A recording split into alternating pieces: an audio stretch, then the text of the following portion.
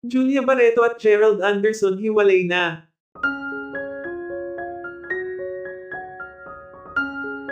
Naging usap-usapan sina Gerald Anderson at Julia Barreto mula noong maging issue ang relasyon ng mga ito, mula nang maghiwalay noon sina Bea Alonzo at Gerald Anderson. Si Julia Barreto umano ang dahilan kung bakit nauwi sa hiwalayan noon ang relasyon ng mga ito.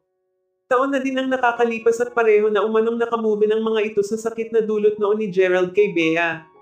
Marami ang talaga namang nasaktan sa ginawang panloloko ni Julia at Gerald kay Bea Alonzo.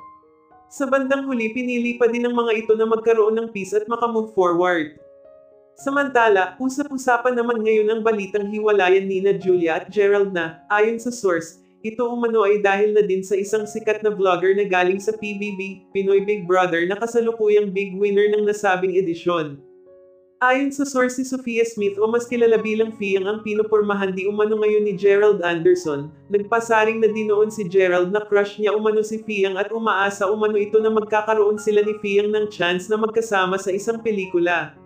Samantala marami sa mga netizens ang nagsasabing gano'n naman umano sa industriya pag may nakitang bago nagbabago bigla ang ihip ng hangin, nagbabago bigla ang kanilang nararamdaman.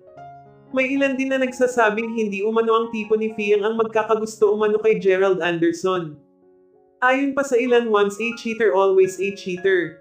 Tama lamang umano na hiwalayan na ni Julia si Gerald dahil sa hindi umano ito nararapat sa pagmamahal niya, dahil sa kahit na ano umanong gawin ni Julia hindi na umano nito mababago pa si Gerald, dahil sa tagal umano ng pagsasama nila bilang magkasintahan, hindi pa din umano makontento si Gerald sa partner nito.